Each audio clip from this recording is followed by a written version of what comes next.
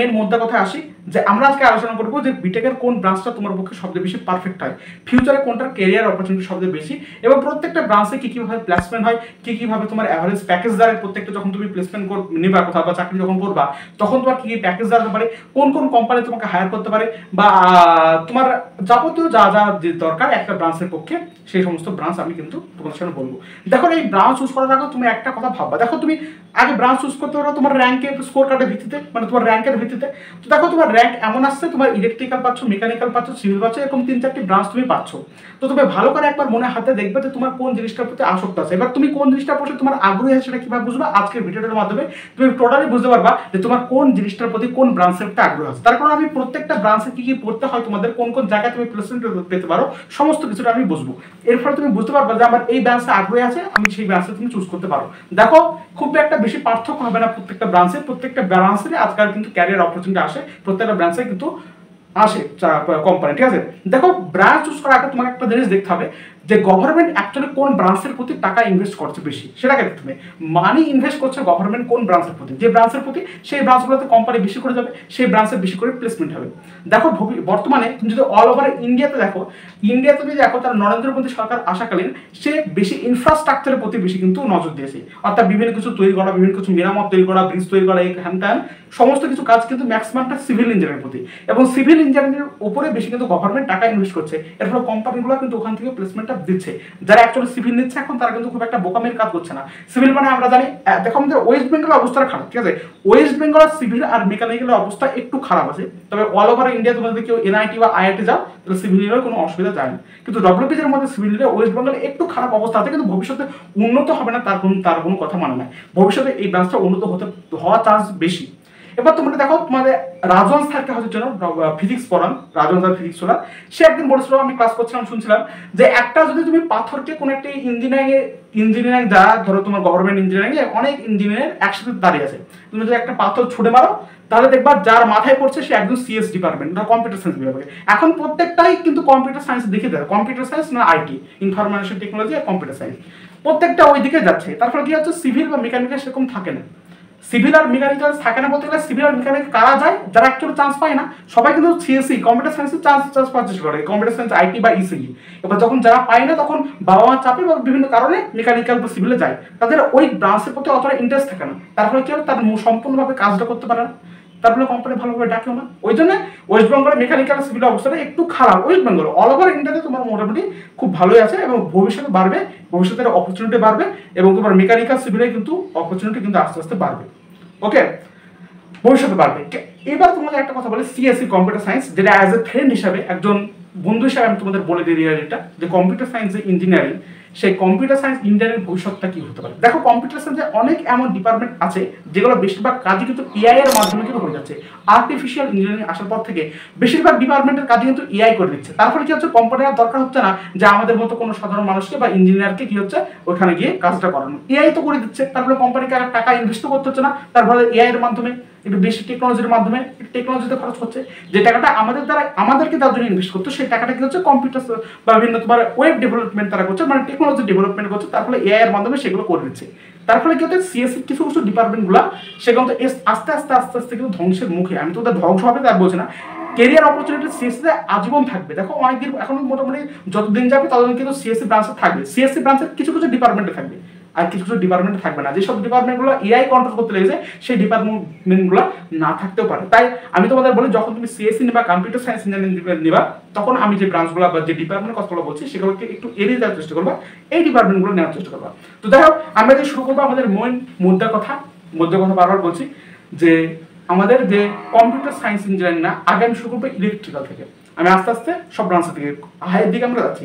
তবে হ্যাঁ, computer science engineering এ কিছু ডিপার্টমেন্ট আছে যেগুলো চান্স পেলে মানে ভবিষ্যৎ এবং উজ্জ্বল, মানে সেখান থেকে ভালোভাবে প্লেসমেন্ট দেয়, খুব ভালো প্লেসমেন্ট হয়। কম্পিউটার বেশিরভাগ ব্রাঞ্চ থেকে প্লেসমেন্ট হয়, কিন্তু কি হচ্ছে, এখন তুমি যদি যাও জয়েন হও মোটামুটি 4-5 বছরের মধ্যে তোমার প্লেসমেন্ট ভালো হবে, কিন্তু ভবিষ্যতে এরকম হতে পারে যে এআই এর ফলে কিন্তু ওইখানে কিছু ডিপার্টমেন্টে এরকম ফল দেখা যেতে পারে।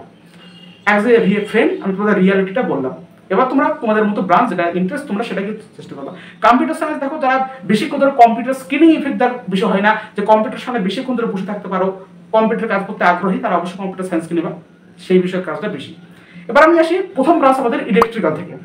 ইলেকট্রিক্যাল দেখো, ইলেকট্রিক্যালে তোমার যদি কার কার প্রতি ইন্টারেস্ট থাকে, যদি তোমার ইন্টারেস্ট থাকে রোবোটিক্সের প্রতি, কোডিং এর প্রতি, বা তোমার হচ্ছে সার্কিট ডিজাইনের প্রতি, এরকম যদি ইন্টারেস্ট থাকে তাহলে তোমরা কিন্তু ইলেকট্রিক্যালকে নিতে পারো। এর স্কোপ কিন্তু অত্যন্ত বেশি। এবার যখন তুমি প্লেসমেন্ট পাবা তখন তোমার শুরুতে ঢুকে তোমার যে স্যালারি হবে তার 3 থেকে 6 লাখ পার অ্যানুয়াল। তারপর তোমার মিড লেভেল যখন মধ্য লেভেলে তখন মোটামুটি 6 থেকে 10 লাখ, এবং যখন একদম সিনিয়র লেভেল যখন তুমি চলে যাবা, সিনিয়র যখন হয়ে যাবা তখন তোমার মতো 10 থেকে 20 লাখ পর্যন্ত যাবে। এর দাম কি কি কোম্পানি আছে যদি আমি বলি কম্পিউটার ইলেকট্রিক্যালে, সেখানে মোটামুটি তোমার কোম্পানি আছে RIL company, SIMENS company, tata পাওয়ার কোম্পানি, প্রচুর কোম্পানি এরকম আসে। আমি মোটামুটি 3-4টি নাম বললাম যেগুলো হাইয়েস্ট তোমার প্যাকেজ দেয়, ঠিক আছে। এই সমস্ত কোম্পানি কিন্তু ইলেকট্রিক্যালে আসে, এবং ইলেকট্রিক স্কোপ কিন্তু এখনো অবশ্যই ভালো।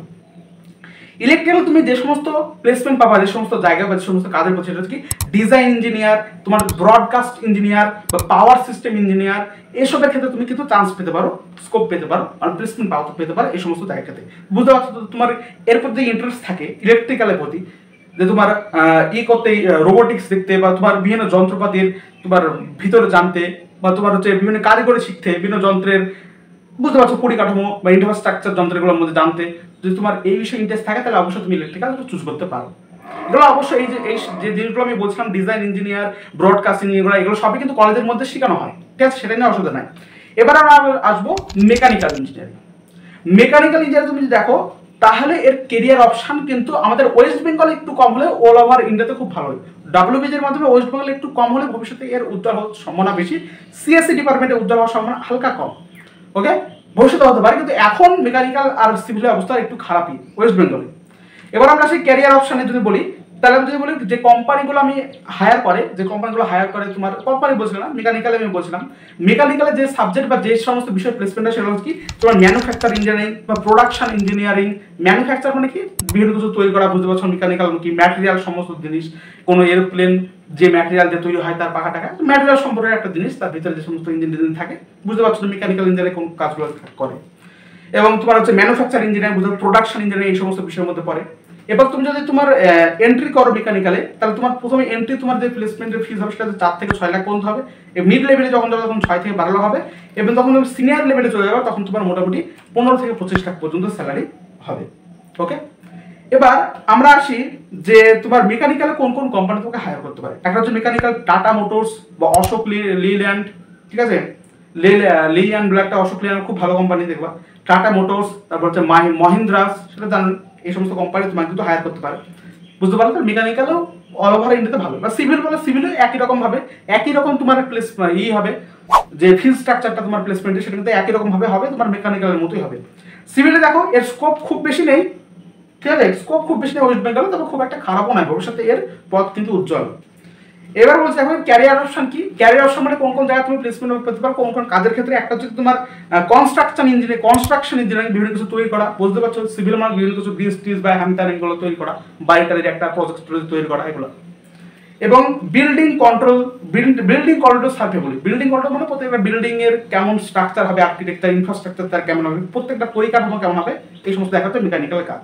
এবং এই ফিস প্লেসমেন্টটাও একই রকম সিভিলের মতো, এই সিভিলের কাজ এটা মেকানিক্যালের মতো, বুঝলে তো। এবার আমরা আসি কেমিক্যাল ইঞ্জিনিয়ারিং। দেখো কেমিক্যাল ইঞ্জিনিয়ারিং একটা এমন একটা ডিপার্টমেন্ট যেটা কিন্তু ভবিষ্যতে দিন দিন গ্রো করছে। কেমিক্যাল ইঞ্জিনিয়ারিং আগে গ্রো করতে হয় সেরকম ভাবে, এখন NIT দুর্গাপুর, যাদবপুর, কিছু কিছু জায়গা এরকম অনেক জায়গা আছে তোমার কিন্তু এইটা চালু হয়ে গেছে, কেমিক্যাল চালু হচ্ছে, অনেক জায়গায় হচ্ছে কেমিক্যাল কিন্তু চালু হচ্ছে, এবং কেমিক্যাল গ্রো করছে ভালো। এবং কেমিক্যালের মাধ্যমে তোমরা ভালো একটা কেমিস্ট্রি তোমরা টিচার হতে পারো। কেমিক্যাল ইঞ্জিনিয়ারিং যদি কেউ পড়ো তাহলে ভালো কেমিস্ট্রি একজন টিচার হতে পারো তোমরা, ঠিক আছে। এবং এর যে প্লেসমেন্ট হতে পারে তোমার কাপড়ের উপর ভিত্তিতে প্লেসমেন্ট হয়, তোমার হচ্ছে লেকচার হিসাবে, বিভিন্ন তোমার লেকচার হিসাবে, কেমিস্ট্রি লেকচার হিসাবে, কিন্তু ভালো স্কোপ। কেমিস্ট্রি যদি কেউ টিচার হতে চায় তাহলে কেমিক্যাল ইঞ্জিনিয়ারিং করে একটা ভালো স্কোপ। ম্যানুফ্যাকচার ইঞ্জিনিয়ারিং আর তোমার ম্যাটেরিয়ালস ইঞ্জিনিয়ারিং, এই সমস্ত বিষয় কিন্তু তোমার কাজে লাগে। এবার আমরা আসবো CSE, computer science engineering. Computer science engineering একটা বিরাট স্কোপ আমি বললাম। এবার তোমার কিছু কথা বলে ভালো করে শুনবা, যে তুমি যদি ইন্টারেস্ট থাকো এই সমস্ত বিষয়ের ক্ষেত্রে, ইন্টারেস্টেড অফ দ্য প্রোগ্রামিং এর ক্ষেত্রে, ইন্টারেস্টেড অফ দ্য অ্যানালাইটিক্স স্কিলের ক্ষেত্রে, ওয়েব ডেভেলপের কাজে, অর্থাৎ তোমার যদি ওয়েব সম্পর্কে কিছু ধারণা থাকে বা ইন্টারেস্ট থাকে, এগুলো অবশ্যই এই সমস্ত সবকিছু কিন্তু কলেজে শেখানো হবে প্রত্যেকটাই, ঠিক আছে। যদি এইগুলোর উপর ইন্টারেস্ট থাকে তাহলে তুমি অবশ্যই এর দিকে যেতে পারো। কার দিকে? তুমি তোমার CSE দিকে যেতে পারো, বুঝতে পারলা। তো এবার ক্যারিয়ার অপশন সফটওয়্যার ইঞ্জিনিয়ারিং, তোমরা জানো সফটওয়্যার ইঞ্জিনিয়ারিং একটা বিরাট বড় দাম এখন, তারা সফটওয়্যার ইঞ্জিনিয়ারিং, সফটওয়্যার ডেভেলপমেন্ট, তোমার সাইবার সিকিউরিটি, তোমার হচ্ছে বলতে পারো একটা তোমাদের স্কোপ বলে এখানে অনেকে হয়তো করে একটা করে না, এআই এমএল বলে, ঠিক আছে। এআই মেশিন লার্নিং বলে একটা ডিপার্টমেন্ট থাকে, সবাই চেষ্টা করবা সিএসসি নিলে এই ডিপার্টমেন্টের মধ্যে ঢোকার আগে চেষ্টা করবা, এই জিনিসটাকে নিয়ে পড়ার চেষ্টা করবা, কারণ মানে পড়ার মা যখন প্লেসমেন্ট দিবে তখন এই জিনিসটার প্রতি ঢোকার চেষ্টা করবা প্লেসমেন্টের উপর, তার কারণ এর ভবিষ্যতের পথ কিন্তু অতি উজ্জ্বল, এবং এখান থেকে যারা প্লেসমেন্ট পায় তারা প্রচুর প্লেসমেন্ট পায়, যারা সিএসসি থেকে হাইয়েস্ট প্যাকেজ পায়, হাইয়েস্ট প্যাকেজ, তারা মোটামুটি এই কোম্পানিগুলোর উপর মানে এই কোম্পানি বলছে এই প্লেসমেন্ট যখন দেয়, এদের প্লেসমেন্ট এআই এমএল বলে কোম্পানি, সেই দিকে যাওয়ার চেষ্টা করবে, সেই ডিপার্টমেন্টের দিকে তুমি যাওয়ার চেষ্টা করবা, সবচেয়ে বেটার অপশন হবে বর্তমানে দাঁড়িয়ে। এবার দেখো এর যে কোম্পানি তোমরা জানি Infosys, tata, Amazon, Google, Microsoft সমস্ত কোম্পানি কিন্তু সিএসসি ডিপার্টমেন্টের মধ্যে আছে, একটা হিউজ ব্রাঞ্চ এবং একটা হিউজ স্কোপ বর্তমানে সিএসসি কম্পিউটার সায়েন্স ইঞ্জিনিয়ারিং। ওকে, এবার আমি একটা যেটা জিনিস বলবো সেটা তোমার হচ্ছে আইটি ইনফরমেশন টেকনোলজি। সিএসসি আর আইটির মধ্যে অনেকে পার্থক্য বুঝতে পারে না। সিএসসি কম্পিউটার সায়েন্স ইঞ্জিনিয়ারিং কি করে, সফটওয়্যার আর হার্ডওয়্যার একসাথে ওরা পড়ায়, আর আইটি শুধুমাত্র হার্ডওয়্যার পড়ে, সফটওয়্যারটাকে বাদ দেয়, অর্থাৎ নেট কানেকশন যে সমস্ত বিষয়গুলো, ওয়েব ডেভেলপমেন্টের যে সমস্ত বিষয়গুলো সেগুলো বাদ দেয়, জাস্ট হার্ডওয়্যারের জিনিসগুলো করায় আইটি ইনফরমেশন টেকনোলজি, বুঝতে পারলো। সিএসসি আইটি প্রায় শুধুমাত্র একটা জিনিস বাদ দেয়, আইটি এটাই। এবার দেখো এই আইটির ক্ষেত্রে তুমি যদি যাও তাহলে তোমার ডাটা সায়েন্টিস্ট বা ক্লাউড ইঞ্জিনিয়ারিং বা সফটওয়্যার তোমার এফিসিয়েন্টেড এগুলো তুমি হতে পারো, এগুলো জায়গায় প্লেসমেন্ট হতে পারো এবং খুব ভালো প্লেসমেন্ট দেয়, খুব ভালো ইনকামও হয় এখান থেকে, ঠিক আছে। ডাটা সায়েন্টিস্ট, ক্লাউড ইঞ্জিনিয়ারিং এই সমস্ত বিষয়। এবার দেখো স্কোপ কিন্তু high electric IT information technology. এবার আমি বলছি ইসিই, ইসিএর স্কোপও কিন্তু হাই, ইসিএর স্কোপ কিন্তু হাই, তবে মোটামুটি আইটির থেকে কম বললেও চলে ইসি। তবে ইসি দেখো তোমার যে সমস্ত তোমার মোবাইল বা ল্যাপটপের যে বিভিন্ন কারিগরি হয় সেগুলো কিন্তু ইসি কন্ট্রোল করা, ইসি দ্বারা কন্ট্রোল হয়। অবশ্যই এর চাহিদাও আছে, প্রত্যেকটা বিষয়ে চাহিদা আছে, টেকনোলজি মানে তার চাহিদা থাকবে এখন বর্তমানে। এবং কি হবে এর যদি তুমি ইসি পড়তে চাও তাহলে তোমাকে সিএসও পড়তে হবে, প্লাস তোমাকে ইসিইউ পড়তে হবে, দুটোই একসাথে পড়তে হবে, কিন্তু কম্পিউটার সায়েন্সও কিন্তু তোমাকে পড়তে হবে, ঠিক আছে। এবং এর যে তোমার স্কোপ আমি বলি, এর স্কোপ হচ্ছে কি বলি সেটা হচ্ছে information technology, information technology industry হয় তোমার এসইএমআই, কন্ডাক্টর ইন্ডাস্ট্রি, এগুলোতে তোমার স্কোপ হয়, প্লেসমেন্ট হয়। এর কোম্পানি যেগুলো আসে সেগুলো কি ফিলিপস কোম্পানি আসে, এইচসিএল কোম্পানি আছে, স্যামসাং কোম্পানি আসে এবং নামি দামি কোম্পানি আসে।